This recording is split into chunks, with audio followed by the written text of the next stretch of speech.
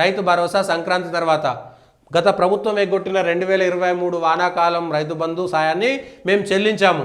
7,625 కోట్లను తొలి విడతగా అందించాం. మేము వచ్చే నాటికి 7 లక్షల కోట్ల అప్పులు. అప్పుడు సేమ్ కేసీఆర్ అదే చెప్పిండు. 40-50 ఏండ్ల విధ్వంసాన్ని మనము మంచిగా చేయాలంటే చాలా సమయం పడుతుంది, ఆలోచించాలి అని మొదటి 5 ఏళ్ళు అట్లా అయిపోయినాయి. తర్వాత 5 ఏళ్ళు ఇంకేదో అయిపోయి లక్షల కోట్ల అప్పు తీసుకున్నాము. ఇవాళ భూముల ధరలు పెరిగినాయి, కాళేశ్వరం నీళ్ళు వస్తున్నాయి, నాళ్ళు వస్తున్నాయని ఏదో చెప్పుకున్నాము. తెలంగాణలో ఏం జరిగిందో, ఏం అభివృద్ధి జరిగిందో వాళ్ళు చెప్పలేరు, ఏం విధ్వంసం జరిగిందో వీళ్ళు చెప్పలేరు. తెలంగాణలో మంచి జరిగిందా చెడు జరిగిందా ఎవరు చెప్పలేరు. కానీ కాంగ్రెస్ వాళ్ళు టీఆర్ఎస్ ఇవ్వాల్సినటువంటి రైతు బంధును మేము ఇచ్చినాం, అది టీఆర్ఎస్ ఎగ్గొట్టింది తప్ప మేము ఎగ్గొట్టలేదు. మేము రైతు అంటే వీళ్ళు ఇచ్చింది మొన్న కూడా ఇచ్చింది ఒక్కసారి కూడా ఇవ్వలేనట్లు లెక్క. టీఆర్ఎస్ ఇవ్వాల్సిందే ఇచ్చిరు తప్ప కాంగ్రెస్ ఏడాది సర్కారులో ఒక్క రైతు బంధు కూడా ఇవ్వలేదని కాంగ్రెస్ ఒప్పుకున్నట్లు లెక్క. రైతు బంధు మేము ఇవ్వలేదు, అంతకుముందు టీఆర్ఎస్ ఇవ్వాల్సిన ఎగ్గొట్టిందని మేము ఇచ్చినాము. ఏడాదిగా రైతు బంధు ఇవ్వలేదు, సంక్రాంతి తర్వాత ఇస్తాము. మరి ఈ ఏరియర్స్ కూడా ఇస్తారా?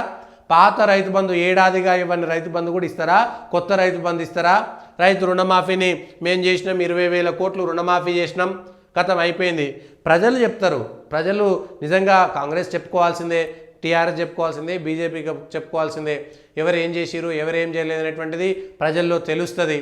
కానీ నిజాలు ప్రజల కంటే ఇంకెవరికి ఎక్కువ తెలియదు.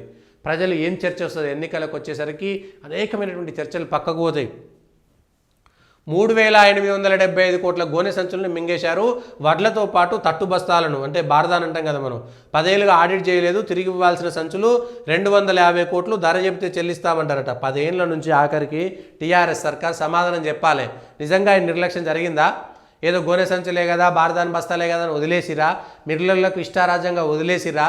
మిల్లర్లు ఇవ్వాల్సినటువంటి బియ్యం ఇవ్వకుండా, ప్రభుత్వానికి అప్పచెప్పకుండా ఇప్పటికే అనేక మంది మిల్లర్ల పైన ఇవాళ రెడ్ మార్క్ వేసేసారు. ఆ మిల్లర్లు ఎందుకు అట్లా వ్యవహారం చేసిరు?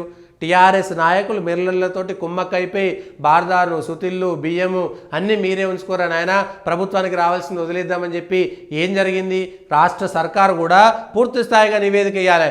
ఏదో 4 రోజులు అట్లా 4 రోజులు ఇట్లా, ఏదో మళ్ళీ ఫోన్ ట్యాపింగు, లేకపోతే కాళేశ్వరము, బియ్యం కొన్నారు, ఒడ్లు కొన్నారు, కరెంటు కొన్నారు అని టీఆర్ఎస్ మీద ఆరోపణ చేయడం కూలం. 1 నెల రోజులల్లా మొత్తం పై నుంచి కింది దాకా ఏం జరిగింది అవినీతి, ఎవరెవరి దగ్గర పైసలు పోయినాయి, ఎవరెవరికి చేతులు మారినాయో రాసిపెట్టి తీసి పెట్టండి. దమ్ముంటే టీఆర్ఎస్ నాయకులు ఎవరెవరు దాంట్లో ఈ అవినీతిలో పాల్గొన్నారో తీసి పెట్టండి, రాసి పెట్టండి.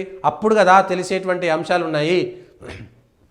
అప్పుడు కదా 300-875 కోట్లు ప్రభుత్వానికి అంటే గోనె సంచులే కానీ పడేస్తే, ఏదో మొక్కే కాదని పీకేస్తే అన్నట్టు అయిపోయింది ఇప్పుడు పరిస్థితి.